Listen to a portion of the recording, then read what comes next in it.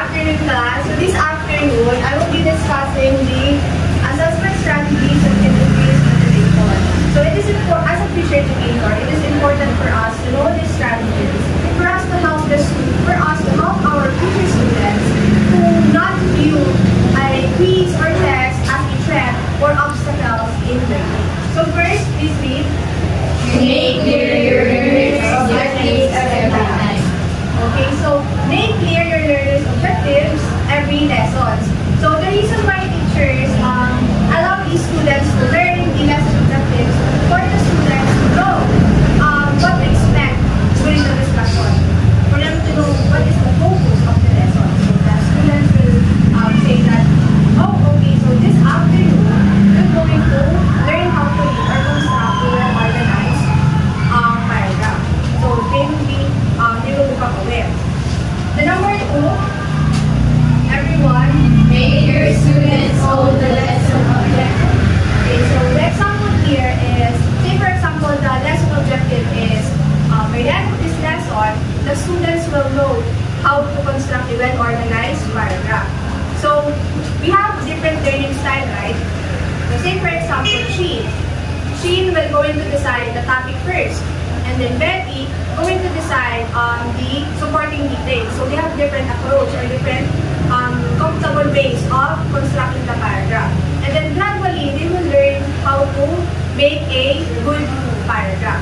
So that is what we mean by making their own objective. Number 3. Engage your students in self-assessment. So when we say self-assessment, it means what? Evaluating the student's own work.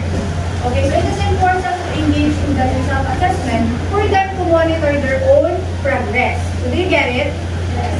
Okay, so number 4. Practice criterion reference assessment rather than our reference.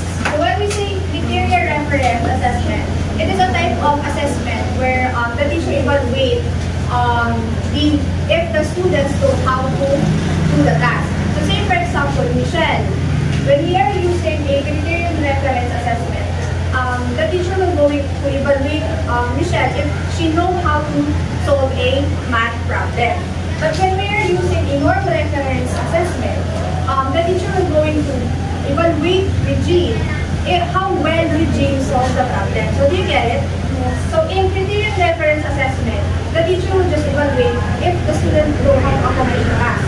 But in norm reference assessment, the teacher will evaluate how well the students perform compared to other students. So do you get it? So it is important to practice criterion reference assessment when we are doing an assessment because it helps the students to monitor their own progress and do not feel threatened because they are being compared to other students. Tapos, number 5, please read. Inspire your students to have mastery focus rather than performance focus. Okay, so this statement simply means that you should inspire as a teacher. You should inspire your students to understand and learn, and not just focus on performance and their grades. Because you should inspire them to enjoy the process of learning. You get it? Okay. Number 6. Have a growth mindset. Okay, so what do you mean by growth mindset? Do you have any idea? Yes, Rich.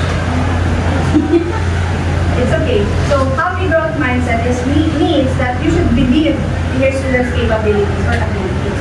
So you should you should encourage them that making a mistake is part of learning process. It is okay to make mistakes.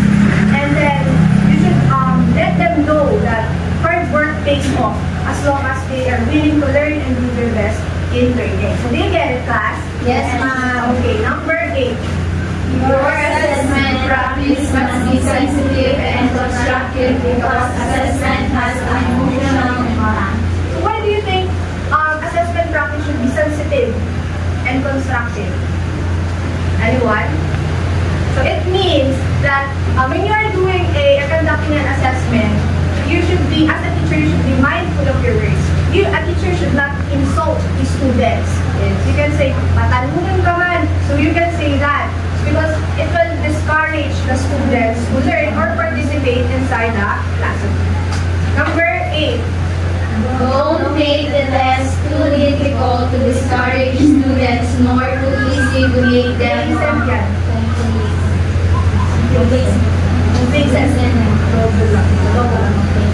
Okay, so do not make the test too difficult because it will be hard to understand or digest.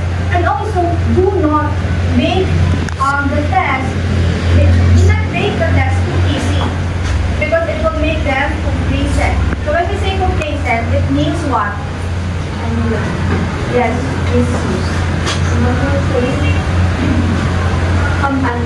yeah, satisfied. So it's like a complacent person. They feel like everything is fine. So it stopped them from trying. It stopped them from striving for improvement. Stop them from striving for improvement. Okay, so do not make the test too difficult and too easy. Just try. So challenging enough to make the students think and grow. Number 10 and number 9. communicate results or feedback.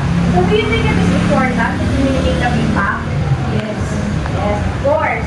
So one way of facilitating learning is to communicate the result or the feedback because feedback allows the students to know which areas they are good at doing at and which areas they need some improvement. So do you get it? Yes. So that is the reason why we need to have a constructive feedback on every learners. And then now let's proceed to the OBTL. So what OBTL stands for? Outcome-based teaching learning. Okay, very good. So please read.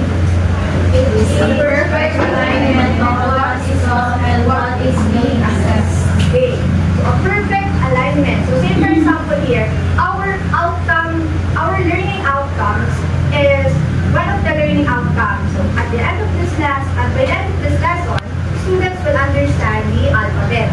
And then our teaching and learning activities is the discussion of A, B, C, D, or A to Z. You get it? And then our assessment task is fill in the blank. Let's say fill in the blank.